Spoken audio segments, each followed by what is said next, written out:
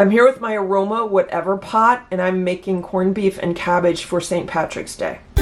Counter cooking. No kitchen, no problem. I put some water in my Whatever pot. I filled it up to about the minimum line. So I am going to plug this in and turn it on high to bring the water up to a boil. Let me show you the corned beef that I'll be using today. So this is a 6-ounce package of uncured corned beef from Niman Ranch. I found this in a local market the other day. Never saw this before. I love the fact that it is only 6 ounces. The only time I eat corned beef is on or around St. Patrick's Day.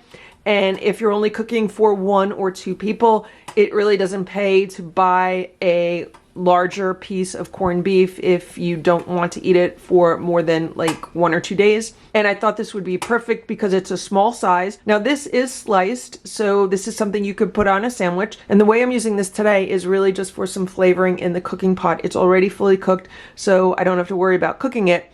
I'm just putting it in there to give all of the veggies the classic corned beef flavor. Here are the corned beef slices. Let's just taste a little bit and see what's going on here. So this is very, very flavorful, and I'm really tasting a lot of spices. I'm not a fan of the pickling spices that come with corned beef. They're so strong to me that I can't even eat them. So let's take a look at what the ingredients say. It says beef, water, sea salt, sugar, cultured celery powder, flavorings, extractives of onion, garlic, and spices. So it doesn't tell me what all the spices are, but I'm definitely getting a lot of corned beef spice packet that you can sometimes put into it, and I'm not really a fan of that at all. So originally I thought I was going to use all 6 ounces of this, but I'm not. I'm only probably going to use maybe half of it. Maybe I'll use like 3 slices of it.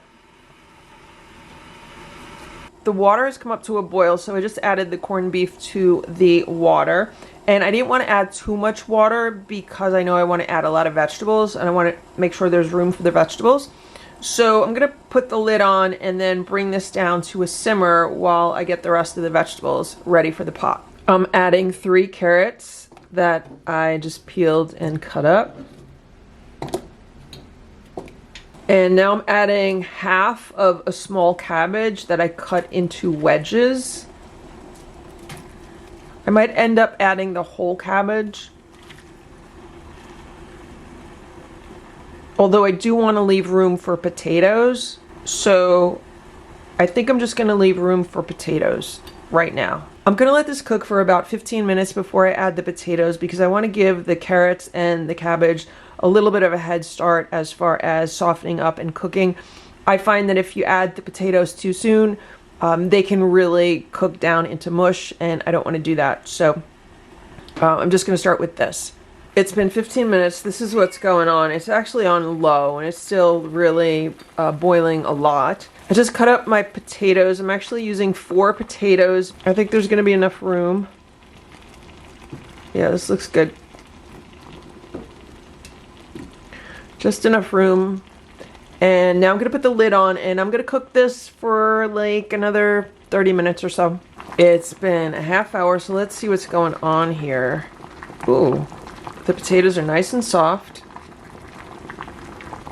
The carrots are soft, and the cabbage is soft, so I'm going to say this is done. I'm going to turn the heat off and just let it cool down for maybe like 5 or 10 minutes. This is the platter of food that came out of the Aroma Whatever pot. So on the right we have the boiled potatoes, followed by the boiled cabbage, followed by the boiled carrots, and then just a little bit of corned beef. I always forget that corned beef really shrinks when you cook it. Even if it's already fully cooked, when you boil it, it's still going to shrink down a little bit. This is easily enough for 2 meals. Obviously, if someone likes a lot more corned beef, you can add a bigger piece of corned beef to the pot. There was still some room in the pot for additional ingredients.